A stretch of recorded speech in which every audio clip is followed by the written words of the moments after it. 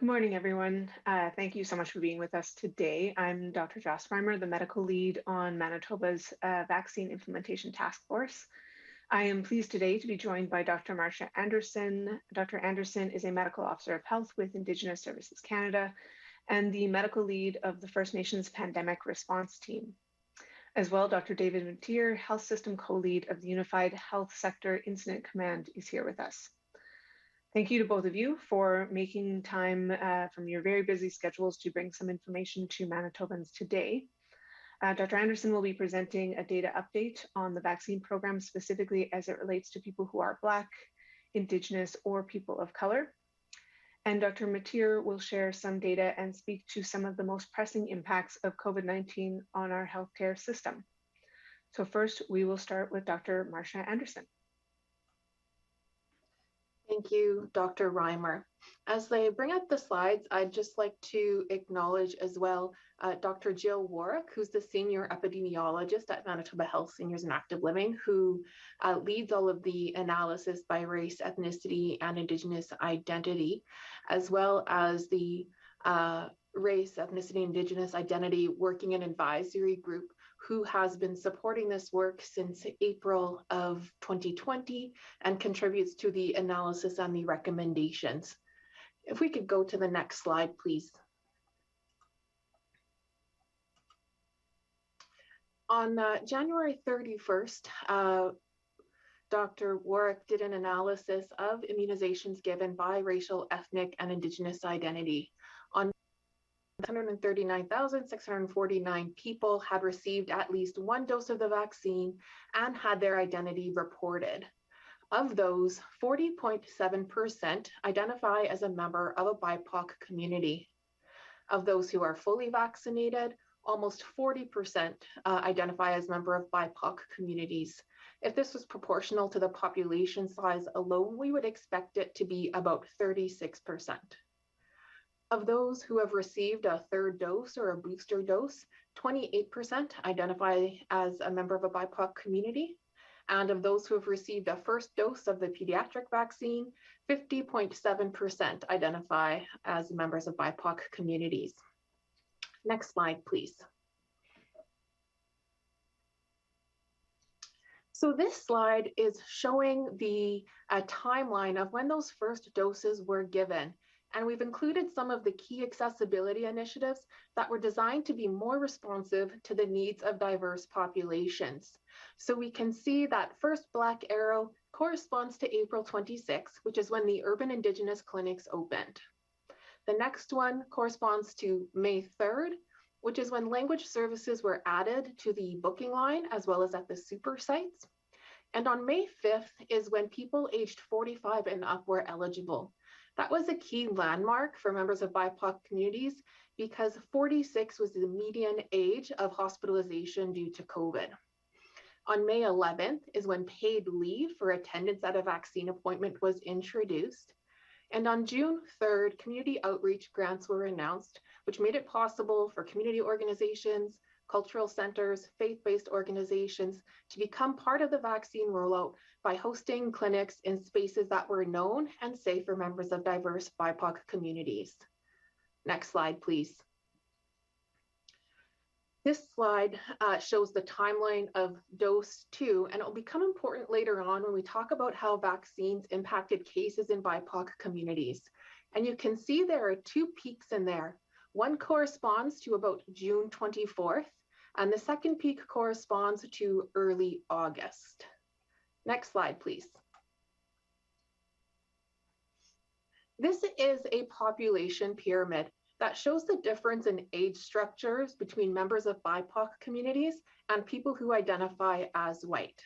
Now, I do want to note that although we have aggregated all BIPOC communities together, it's important that we keep in mind the diversity or heterogeneity that exists within these communities. We can lose some of this perspective when we aggregate them together for statistical purposes. What we notice is that 32% of BIPOC communities are under age 20, compared to 23.6% for those who identify as white. There's dramatic difference as well in the population, the older age groups of the population. with 15.6% of white people being over age 65, but only 5.3% of members of BIPOC communities. This age structure is important to keep in mind when we look at the next slide, which shows the age structure of people who've received the vaccine doses. If we can go to that slide, please. Oh, one slide back. Thank you. And so what we're looking at here is the red lines represent members of BIPOC communities, and the blue lines represent people who identify as white. And in younger age groups, we can see that BIPOC community members actually make up more of the doses given, whereas we get older, particularly over 40 to 49, 50 to 59 and up, dramatically more doses given to people who identify as white compared to people who identify as a member of a BIPOC community. And this in large part is due to the age structure that we showed on the previous slide. Next slide, please. Now, this also shows that dose 1 timeline, comparing the date of doses given for people who identify as white, that is the blue line, and people who identify as members of BIPOC communities, which is the red line. And so we can see that there is a delay in the time when members of BIPOC communities started getting vaccinated at high numbers compared to people who identify as white. This highlights the need for responsive planning in both eligibility criteria as well as service delivery in order to have those lines closer together earlier on. Next slide, please. This graph is showing numbers of breakthrough cases, so cases that occurred 14 days or more after a second dose is received. And again, the red bars represent members of BIPOC communities, and the blue bars represent people who identify as white. Now, since members of BIPOC communities make up about 36% of our population, all things being equal, we would anticipate that the red bars would be about 1/3 the height of the blue bars. And we can see that that's not the case. That actually, and particularly in the middle of the graph there, we can see the red bars were actually higher. This indicates that the risk of breakthrough cases is higher amongst members of BIPOC communities. Next slide, please. So just a few key messages from the COVID vaccine data. First of all, and as we've shown in the past, BIPOC community members are at higher risk for COVID-19, including severe outcomes due to COVID-19. We'd previously shown that the average age of people admitted to hospital was younger for BIPOC folks compared to people who identify as white. We've also shown here that the average age of BIPOC people who are vaccinated is 10 years younger, and that's true for all 3 doses of the vaccine. These communities are much more likely to be vaccinated in Winnipeg, so 75% of all doses were given in Winnipeg, compared to 56% for people who identify as white. And there does appear to be that lag in vaccine timing for all 3 doses of the vaccine. Lastly, we've noted that breakthrough infections are more common in BIPOC communities. We can go to the next slide. What we're going to start to look at is how these vaccines have shifted demographics over time amongst cases. And so in this graph, this orange area seen at the top represent the proportion of cases that are occurring in members of BIPOC communities. And the lighter yellow color represents proportion of cases occurring in people who identify as white. And we can see in the earlier part of the graph that disproportionately more cases are occurring in BIPOC communities, roughly 60 to 70%. Whereas in the later part of the graph, representing fall and into early 2022, that trend had changed with more cases occurring in people who identify as white. If we can go to the next slide, please. What this slide landmarks is how that shift really occurred following the administration of dose 2s to members of BIPOC communities. And so we can see landmarked there that June 24th or late June peak of second doses, and then a bit further on that early August peak. And after that, and through the fall wave, what we see is lower proportion of cases occurring among BIPOC communities. It's important we understand nothing else had changed. There is still systemic racism, there's still overcrowded housing, there's still higher rates of being in low income or higher risk occupations, and yet we've seen a dramatic difference in the proportion of cases occurring in these communities. Next slide, please. This was also reflected in the experience of severe outcomes.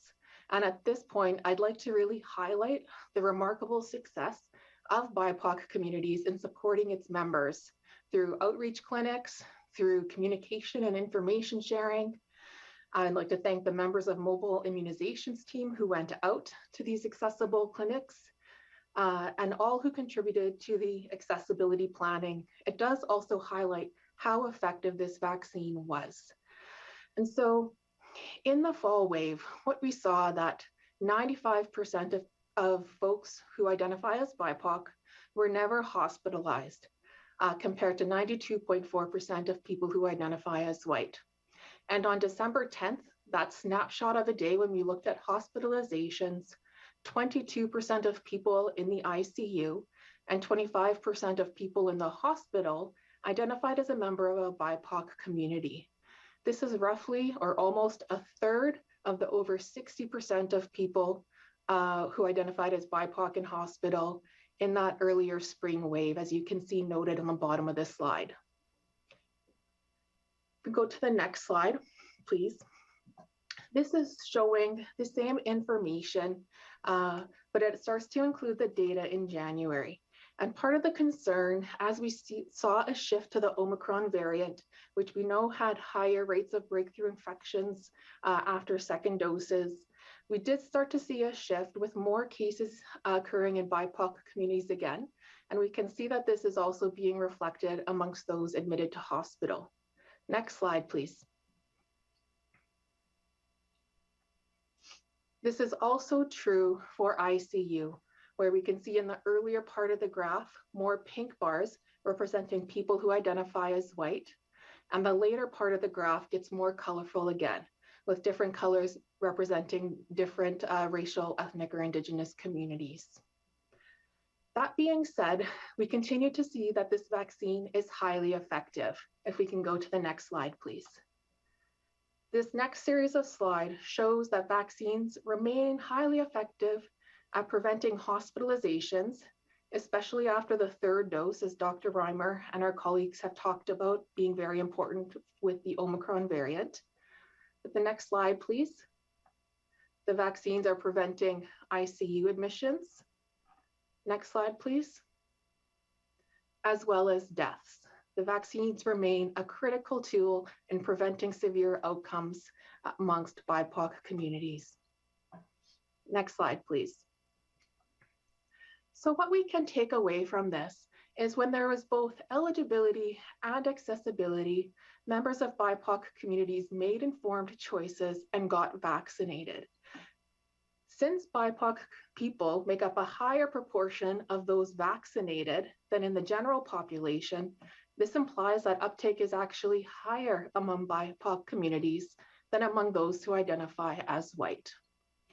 In the fall wave, this significantly shifted case and hospitalization demographics, with white people being overrepresented and BIPOC folks making up less than half the proportion of hospitalizations they did in the previous wave.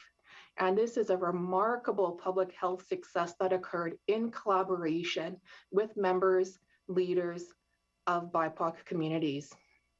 We are starting to see a shift again due to Omicron transmission dynamics. And again, this reinforces the need for us to apply the same accessibility lens to third doses, as well as to new treatments. With that, I'll thank you for listening, and I'll turn it back to Dr. Reimer. Thank you so much, Dr. Anderson. Really dramatic data, and I really appreciate you taking the time to share it. Today, I would like to share some of the latest guidance from the National Advisory Committee on Immunization for vaccinating youth aged 12 to 17 against COVID-19 and its variants. This week, This past week, NACI announced its recommendation that youth aged 12 to 17 should receive a third dose of COVID-19 vaccine if they are at high risk of severe outcomes due to medical or social risk factors. So effective today, Manitoba is proceeding and following NACI's recommendation because we know that we have a significant population of teens who fit the criteria, who are at higher risk of severe outcomes and would benefit from being as protected as possible against this virus and its variants. So there are several factors that define who should get this booster. A complete list is available on the Protect MB website. So teens aged 12 to 17 are recommended to receive the third dose if they belong to a racialized or marginalized community that is disproportionately affected by COVID-19. And thank you to Dr. Anderson for going through some of the data related to that. Teens who live in shelters, group homes, or correctional facilities. And those teens who have underlying medical conditions, which put them at increased risk. The list of conditions that NACI pulled together is available on our website. I will note that there is no change to our recommendations for teens who are moderately or severely immunocompromised. These teens should still receive 3 doses for their primary series, with a 4th booster dose 6 months after they complete their primary series. NACI recommends an interval of at least 6 months between the 2nd and 3rd dose. That is because evidence in adults suggests that longer intervals bring about a stronger immune response. It is expected to be longer lasting and more effective, and may also be associated with a lower risk of myocarditis or pericarditis in teens and young adults. All along for youth, NACI and Public Health in Manitoba have recommended the use of Pfizer to minimize the risk associated with myocarditis and pericarditis. This inflammation of heart tissues is extremely rare, and it is mild to begin with when it occurs related to a vaccine. It almost always fully resolves without any severe long-term consequences. But when we have the options for which product to use, we want to use the one with the lowest possible risk of myocarditis. And in the case for teens, that means Pfizer. Parents of teens aged 12 to 17 often ask me about the safety and effectiveness of the vaccine and about the possibility of side effects. So with a third dose available for some teens, I'll review what we know today. When NACI assessed the need for the booster, they looked at the available evidence on the Omicron variant and the burden of COVID-19 disease in teens. They evaluated the risks associated with a third dose of mRNA COVID-19 vaccine in teens, including the rare risk of myocarditis and pericarditis. What we are learning from this is that prior to Omicron, vaccine effectiveness appeared to be high. It did decrease over time, however. Currently, data on the effectiveness and safety of a booster dose, specifically in the 12 to 17-year-old age group, is limited. Preliminary safety data from real-world use of boosters in teens has not shown any additional safety concerns. So while the data specific to how effective the booster is for this age group is still not fully available, we do know that it is safe. We also know from decades of experience with other vaccines and what we understand about how the immune system works, that there is no reason to expect there would be any long-term effects for this age group related to getting a vaccine. We also know that some populations are at an increased risk of exposure to the virus and or increased risk of severe COVID-19 outcomes due to underlying health conditions and social factors. And that's why, in addition to knowing the safety of the vaccine, we make this recommendation to protect those that we know are at higher risk. I want to be clear at this time, neither the province or NACI is recommending boosters for the general population of youth aged 12 to 17, only those who meet the criteria that I've highlighted.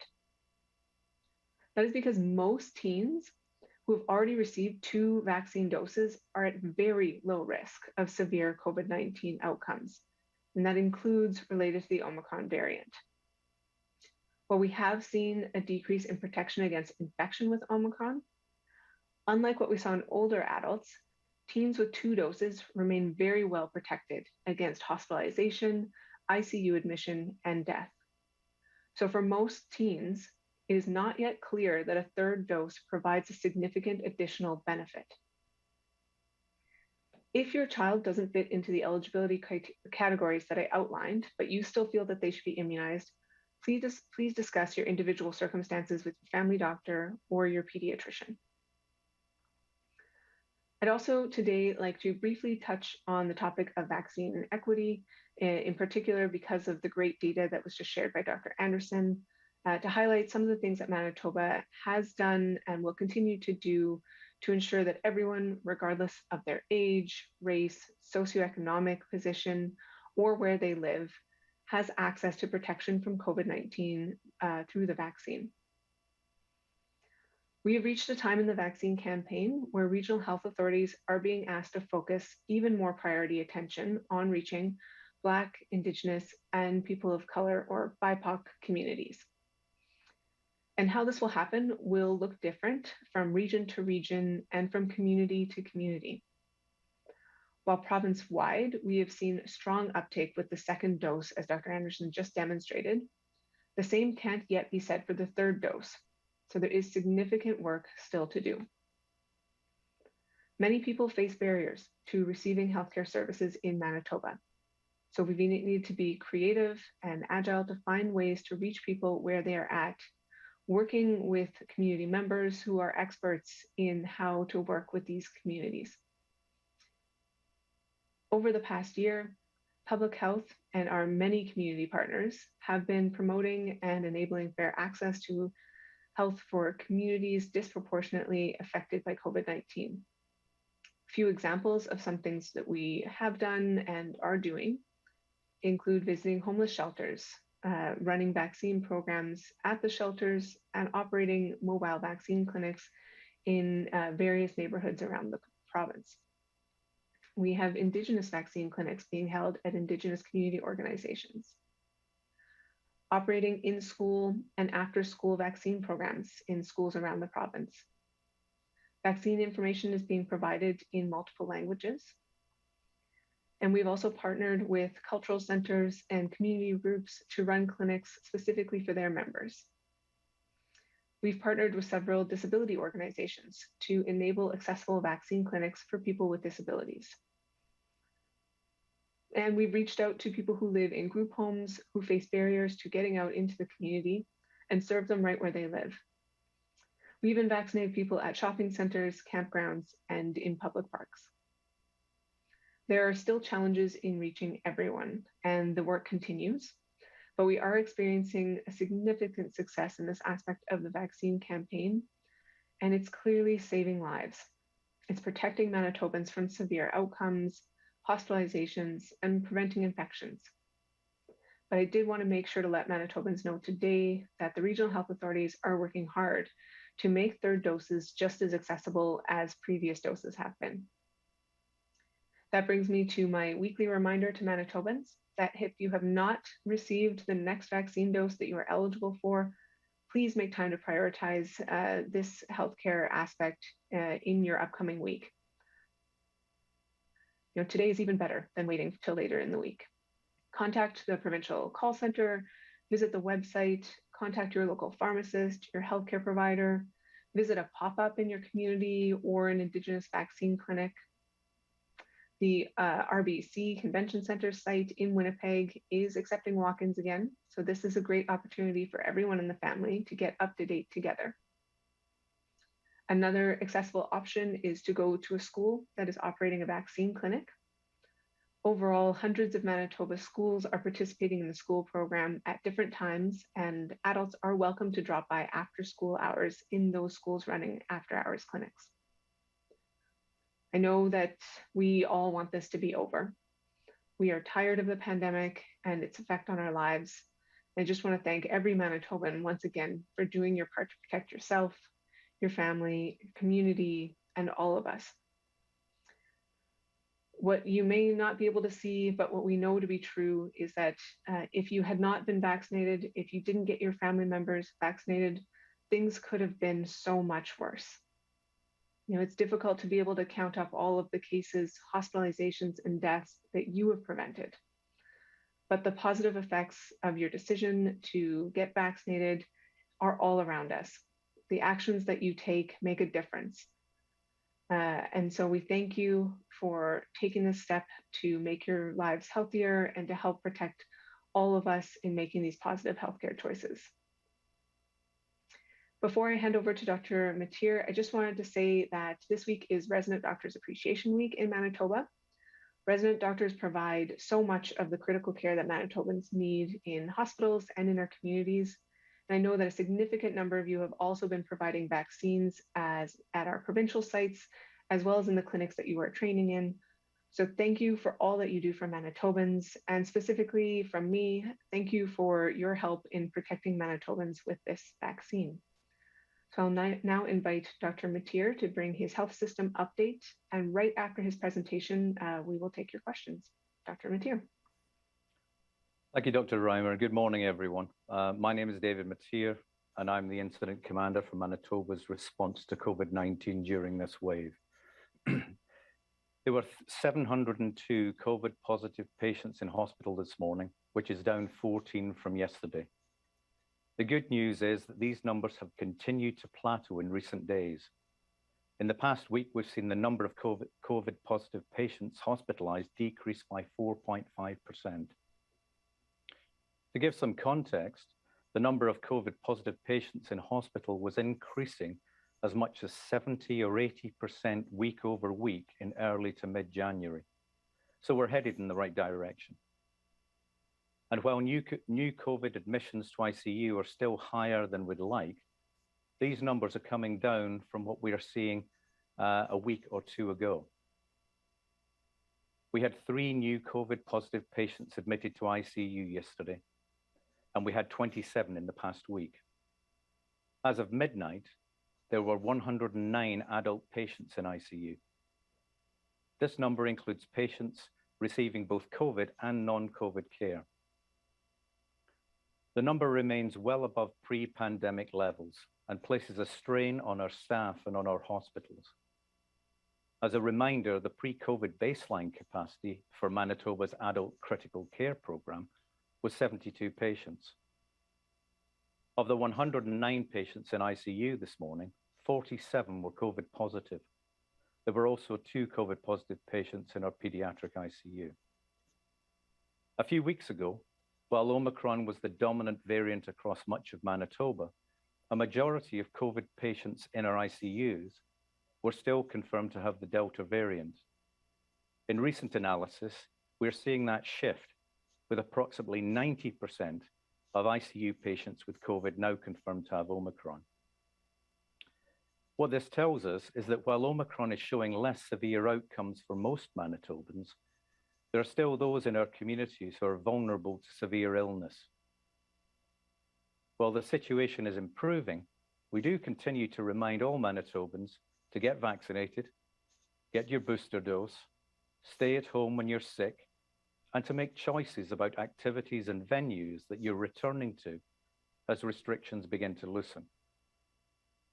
Vaccines are proving effective in protecting people from the most serious illnesses, but they're not a guarantee against contracting or spreading COVID.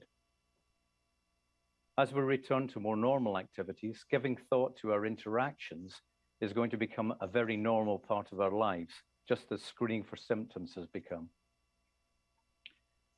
Things in the healthcare system are showing signs of slowing, but don't misinterpret that for anything resembling normal. It's very busy. There are still many staff redeployed away from their normal duties to support the care of COVID patients. And there are many Manitobans who continue to wait for procedures. We are continuing to do the work we need to in order to provide Manitobans with the care they need. Our medical, operations, and planning leads continue to monitor the ICU and overall hospitalization trends very closely. And we have contingency plans in place ready to respond if needed. We're very much looking forward to having this wave in our rear view mirror, but we're not there yet, although we're headed in the right direction. For the past 2 years, we've been monitoring the number of COVID positive patients in hospital and using that data as a guide for planning and for measuring capacity. Now we're yet again in unknown territory as we see very high numbers of COVID positive patients in hospital who aren't necessarily there for treatment related to their COVID infection. With widespread transmission, many of the people who would be seeking care for accidents, trauma, emergency situations, labor, and so on, happen to be COVID positive. As an incident command, we've been looking at these numbers grow in both hospital units and ICU, and we've been working to better understand the proportion of patients who were admitted to hospital due to COVID and those who have the virus, they're in hospital for other reasons. The work has involved a manual review of medical charts of COVID positive patients by information experts who've been tasked with looking for a number of criteria. The reason for doing this are twofold. One, the information supports our operational response to increased demand on the healthcare system. And two, it supports our planning efforts, which are so important to our ongoing response. We know testing and test positivity rates have become less reliable indicators of COVID's activity in our province due to changes in testing criteria. However, hospitals have continued to test every admitted patient, giving us a reliable sense of the proportion of patients with the virus and patients being treated for the virus. We released some preliminary data to media specific to Health Sciences Centre a few weeks ago, and today I can provide some updated numbers. As a reminder, this is not intended to be portrayed as an exact analysis. Rather, this is a broad overview compiled via patient chart information related to listed reasons for admission, as well as diagnosis and COVID status. This review included patients in medicine, critical care, mental health, child health, and women's health units.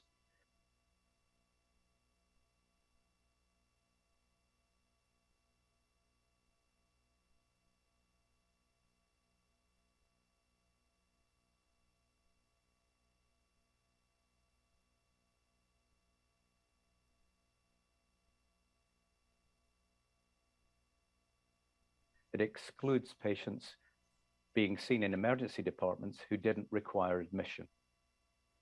Since January the 17th, this review has looked at patient charts of COVID positive patients in hospitals throughout the province. The review found about 65% of patients with COVID in ICU last week were receiving care directly related to the virus. This would include active and infectious patients experiencing severe respiratory symptoms or COVID pneumonia, but also include long-term COVID recovered patients who remain very sick. The remaining 35% were receiving care for other non-COVID conditions and illnesses, but also had COVID. These numbers have shifted over the past few weeks as the dominant strain has moved primarily from Delta to Omicron. 3 weeks ago, there was an 80-20 split, with 80% of COVID positive patients in ICU being there due to COVID. This information, combined with an ongoing analysis of vaccine status of each patient, is directly informing our understanding of the severity of the virus, particularly on the unvaccinated or partially vaccinated population. This shift is important.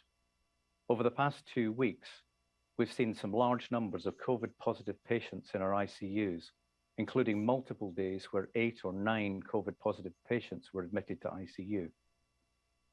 Despite these high numbers of admissions, the overall patient count in our ICUs over the past 2 weeks has remained elevated, but relatively consistent, averaging 108 patients over the past 14 days.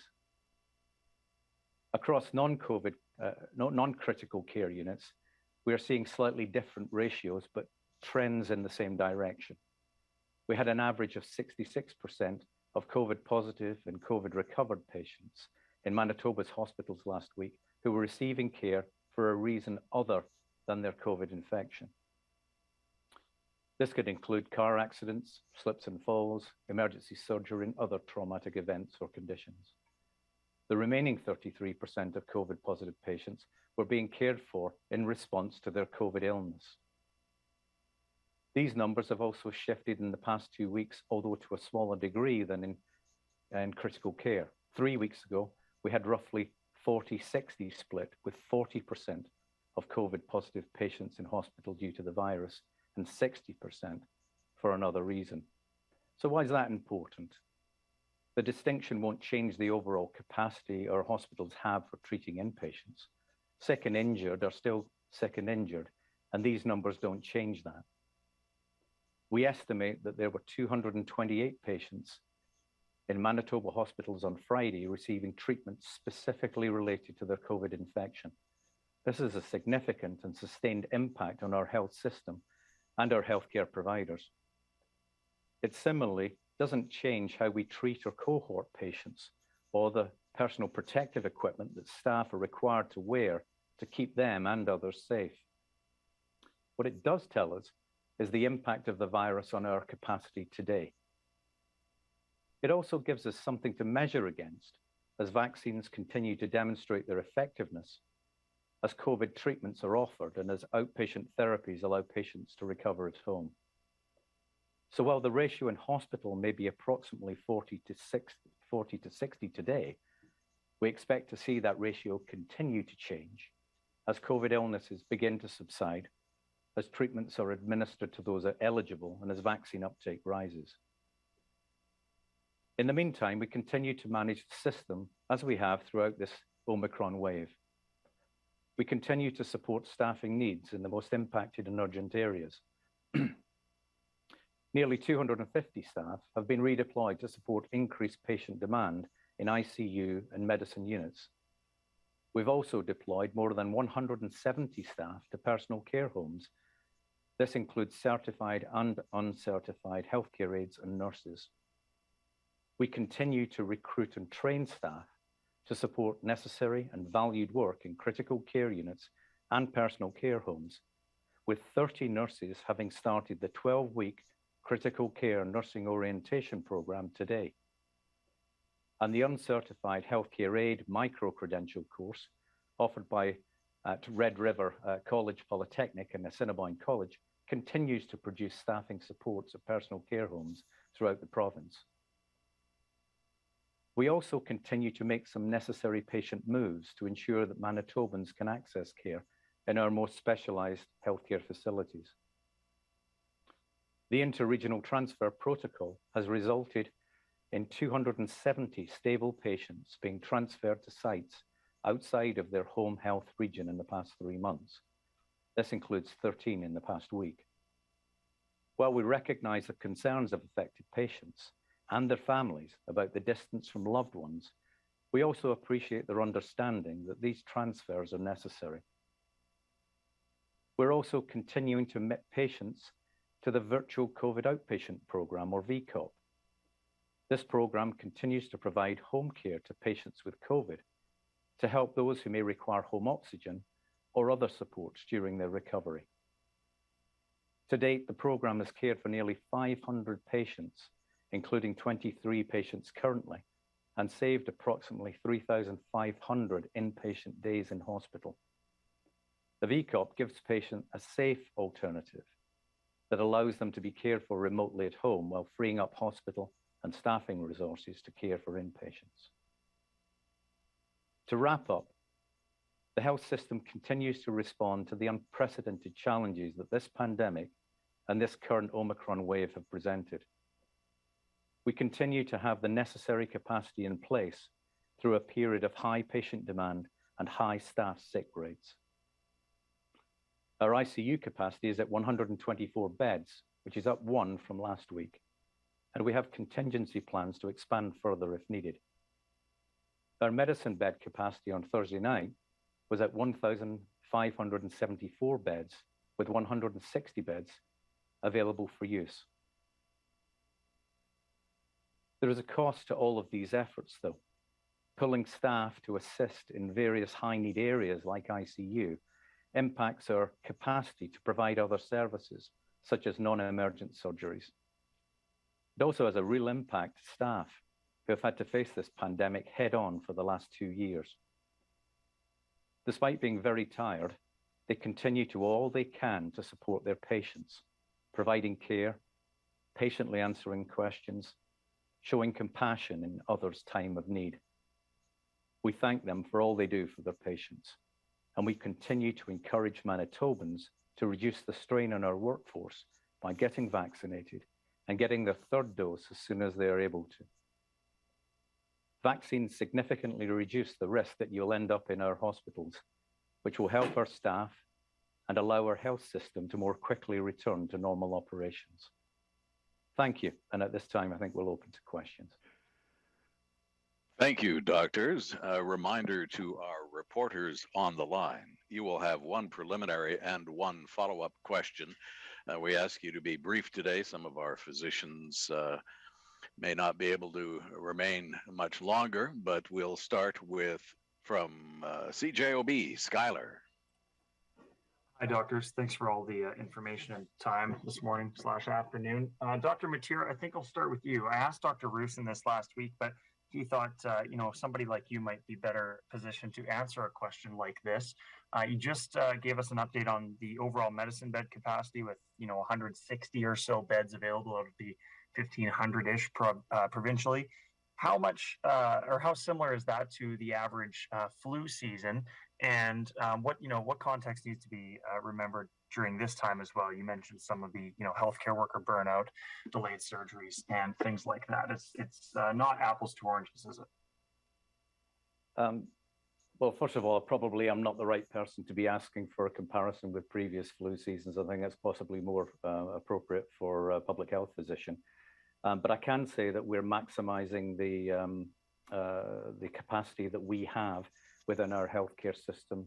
So you mentioned those medicine beds. That's all important, and that's why we are using the inter-facility transfer protocol to maximize the acute care capacity that exists in medicine beds, so that therefore we can obviously admit patients who need to be hospitalized for COVID and non-COVID reasons, but also move patients more quickly out of ICU when they're ready for transfer and they no longer need that level of care.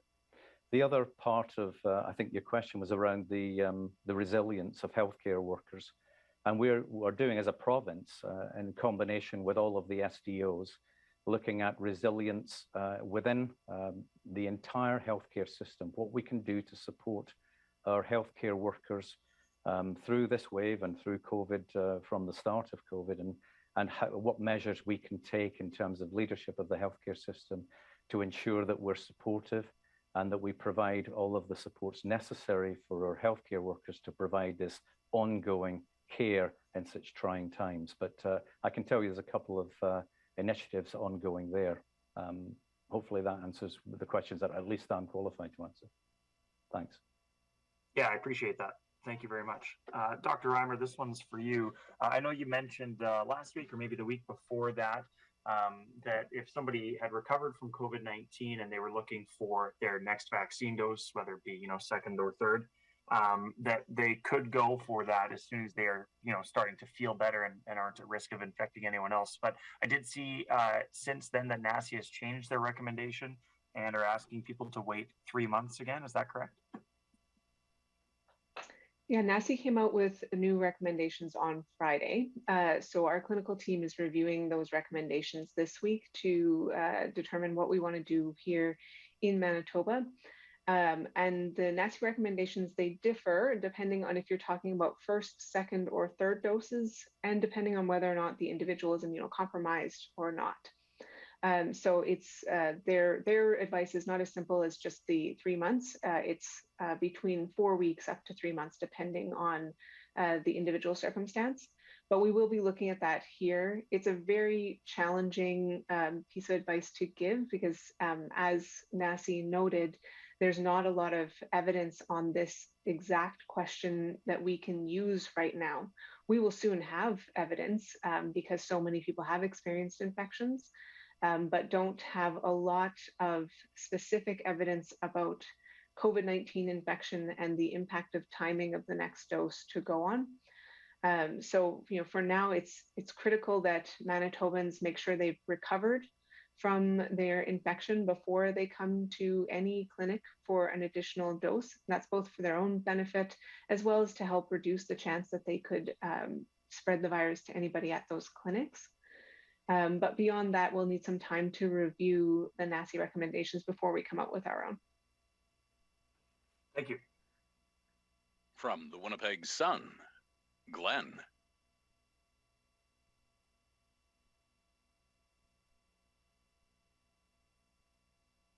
Sorry, it took me a while to get off mute. Yes, this is for Dr. Reimer. Just for a little bit of clarification, the NACI recommendation on, I guess, use on getting their third dose, those without compromised immune systems were not, or the recommendation was not for them to get their, or they were not changing the recommendation on third doses for them. Any indication when, when that group might be eligible for third dose, or is that something that is not being contemplated? Yes, thanks for that question. It's a great chance to clarify. For youth who are immunocompromised, we had already recommended that they get 3 doses as their primary series and a booster dose, which for them is a 4th dose 6 months after they finish their initial series, which for them is 3 doses. So what I was saying is that there's no change to that recommendation. Rather, there's now additional groups in that age group that also can receive a booster dose, which for most of them would be a 3rd dose. So for people who have the health conditions, things like active cancer treatment, chronic kidney disease, pregnancy, for anyone who is part of a racialized or marginalized community affected by COVID-19 disproportionately, or those youth living in congregate settings, they now also can get that booster dose in addition to the immunocompromised youth who are already eligible.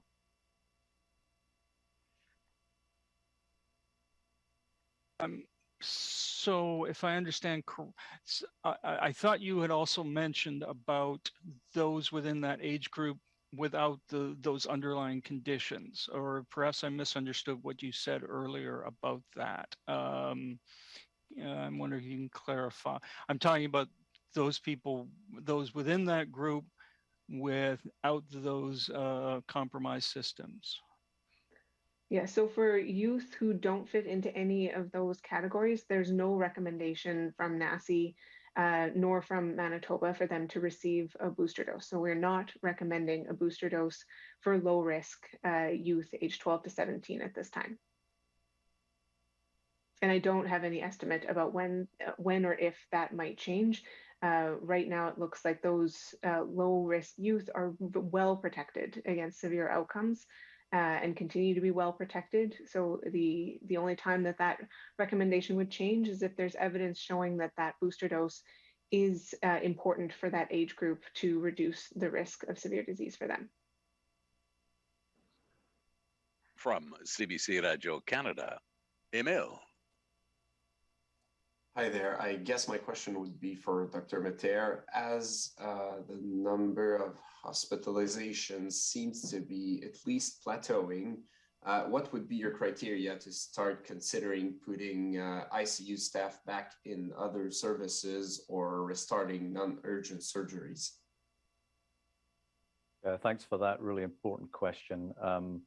And we're already planning for that. So as we're, for example, for ICU beds, we plan for any eventualities. So in the incident command, we're planning for an increase in ICU, for example, in the number of beds, and looking at the criteria by which we would do that and the timing. So at the same time, we would be planning for what would it take and what would be the triggers and the criteria for reducing the number of beds. And then as a result of that, redeploying staff returning staff back to their operational role. So those are ongoing. And it's just part of the planning process. So at this point in time, I can't run through the criteria that we have in place right now, but I can say that those criteria are being identified in order that we can return to a more operational state as quickly as we possibly can, without risking any upturn in any of the numbers that we're seeing, whether that's in hospital acute care beds or in ICU. So we have to plan for that variation. For example, the number of patients that may be admitted to an ICU in a particular day. So the trend's all important, but we have to also plan to make sure that we have capacity for that variation as we start to return to a more normal and operational state. All right, thank you for that. And also you spoke about virtual care for COVID patients. Are you considering expanding that program to relieve the pressure on the system? Yeah, with the VCOP program, anybody who can be safely cared for and supported in home with home oxygen and other supports, they would be eligible for that program, and we're looking at that actively. Ideally, we would like to increase the numbers there, yes.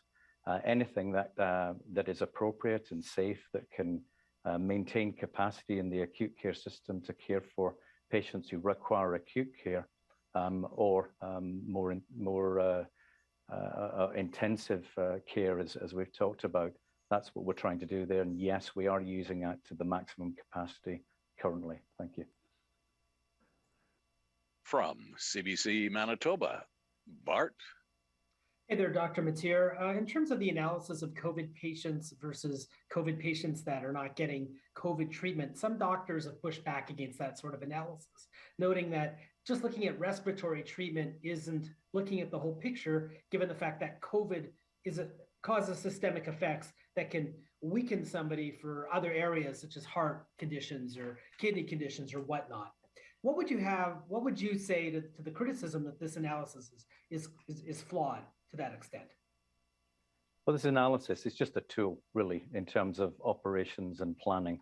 So it gives us a sense of the number of patients, the proportions of the patients with COVID that are being treated for COVID and without COVID. And we get a sense then of the trajectory of the challenge that we're facing, of the impact on our healthcare system.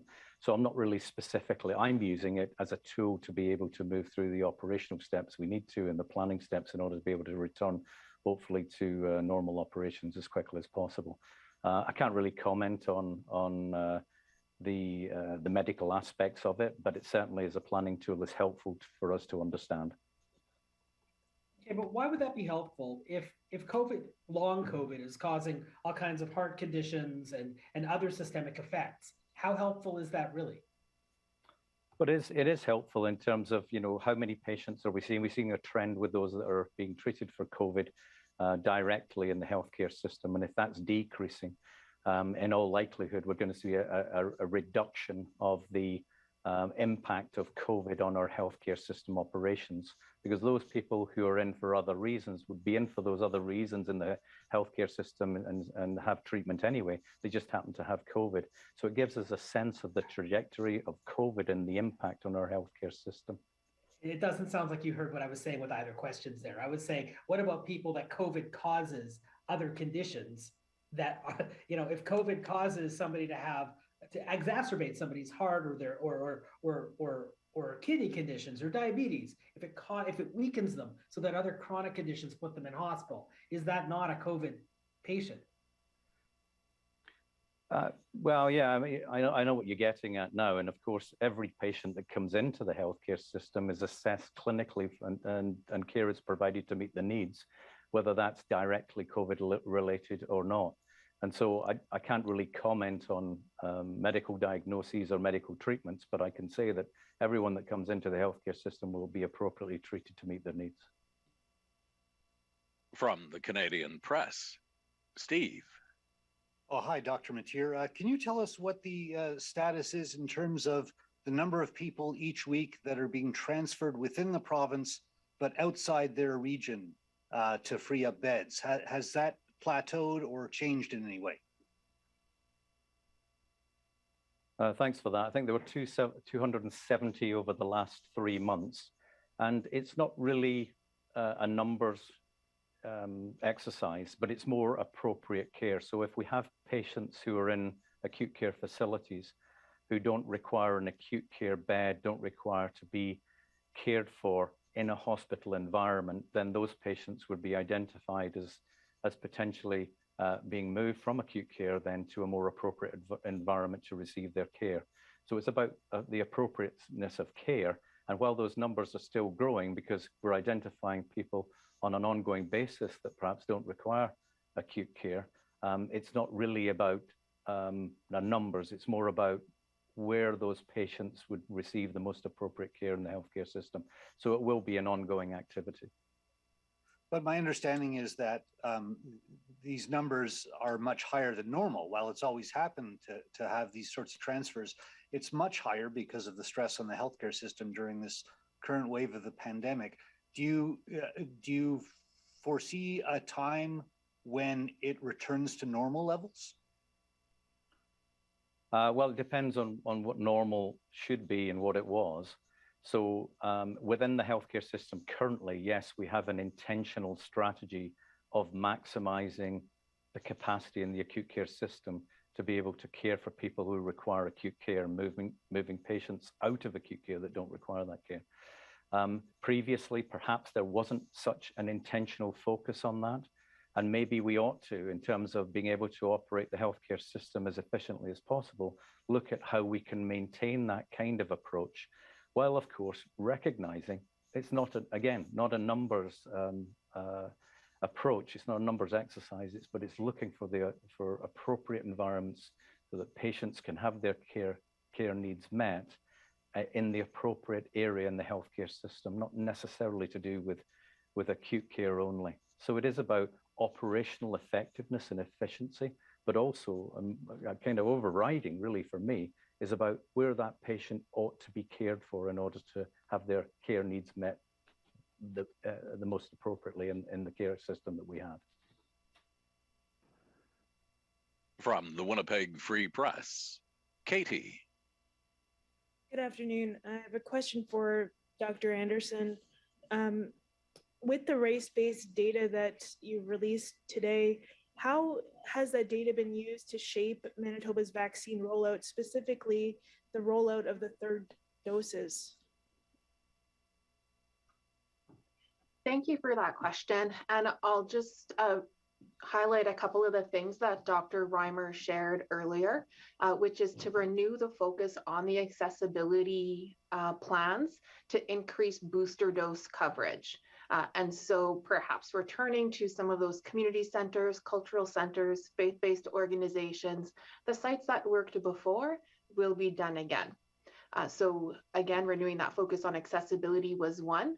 The second was when we examined our data, it clearly showed that there was higher risk of COVID-19 amongst racialized communities. This includes Black communities, Indigenous communities, other racialized communities. And so adopting that NACI recommendation that those 12 and up who are members of racialized or marginalized communities also now eligible for boosters 6 months after their second dose. Dr. Reimer, was there anything additional you wanted to highlight? Yeah, thanks for that question.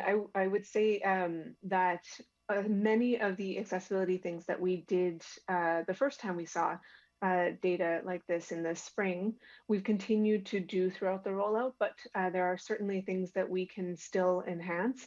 And so it's going to look different from community to community because we know that meeting the needs of individual communities requires individual assessment and following the advice of community experts. So it's not one process that we're using for the whole province. We do want to partner with members of the community to make sure that we are meeting their needs in a localized way. Thank you. And we've seen the hospitalization rates for members of BIPOC communities. Have you been able to determine the impact of the patient transfer protocol, for example, or the surgery and diagnostic wait list on those communities as well? No, we don't have the information to examine what the patient transport protocols, how that may have impacted BIPOC communities at the population level or the surgical or diagnostic backlogs. I'm not sure if we would have the capacity from a system level to do that at this point, but that's certainly something we can take away and look into further. From CTV Winnipeg, Michelle. Dr. Matear, I wanted to circle back on, you said be cautious as restrictions are lifted, giving thought to your interactions as a part of life now. What do you mean by that? Like, as restrictions lift, what situations should people be, kind of thinking twice about? Just expand. It's just really based on the principle that even with a vaccination, it doesn't guarantee that you're not going to contract or transmit the virus. So in order that we can minimize the risk to the entire community, to follow ongoing public health guidance, really, around some of the safeguards that we can adopt in order to be able to limit transmission in the community. So that's really what I was driving at there. What about as we loosen restrictions for people who are immunocompromised? What has been taken into account for people who are still at high risk, even though the circulation in the community might not be as high? Probably not a question for me, more for, I don't know if Dr. Reimer would like to answer that or... Sure, I know that this question was asked of Dr. Rusin last week as well. And we take very seriously the risk to people who have underlying health conditions, those who are immunocompromised, because it is clear that we've seen that harms can be greater when you have those risk factors. And that will remain true for COVID. It's true for other respiratory viruses. Individuals who have these health concerns have to always be cautious and consider what exposures may put them at highest risk. So, as we make these decisions, as Dr. Rusin changes approaches to public health orders, that has to be carefully considered, and weighing out, what impact this has on all of Manitobans, the impact it has on mental health, the impact it has on youth, and trying to make the best decision possible for the province as a whole, knowing that every decision is going to have some benefits and some harms, but trying to very carefully balance those. From Global News, Marnie. Good afternoon. I'm Dr. Anderson. This question's for you. Just based off the update last week, showing that First Nations hospitalizations were quite high in the month of January. And we know that Omicron kind of became more prevalent in some communities later than other parts of the province. So there's a bit of a lag there. How concerned are you about these numbers if they continue to rise in First Nations communities, particularly the remote ones? I'm very concerned with the transition that we've seen with higher proportions, not just of hospitalizations, but particularly ICU admissions, and noting what Dr. Matear had said, that a higher proportion of the ICU admissions actually due to COVID as opposed to incidental COVID. And I mentioned that because that's where booster doses would be really helpful, as well as equitable access to the evolving treatments, including both the oral antivirals and the monoclonal antibodies.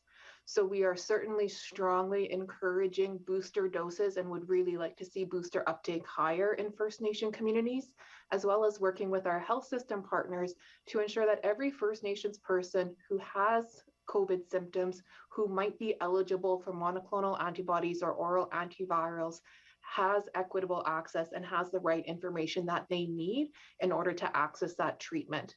Between these two factors, really hoping to see that proportion of ICU admissions occurring among First Nations people come back down.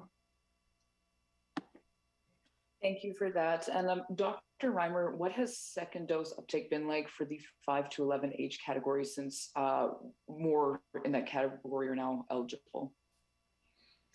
Yeah, we're just at the beginning of second doses being available for that age group. So we're definitely seeing many kids coming in. I think there's also been a number of infections that have occurred in this age group, which is going to be impacting the timing of dose 2 for some individuals. So I don't have that number in front of me right now, but in the coming week or two, we'll have a better idea of how many kids are coming in for that second dose. From the Brandon Sun, Karen. Good afternoon, everyone. Thank you for taking our questions. I just wanted to know, taking a look at BIPOC numbers, was there any particular reason why we were speaking to their numbers today? Because I'd been tracking for a while, and we understood that there were an awful lot of challenges. So, is this the government saying that you are increasing your efforts to try and reach out to them?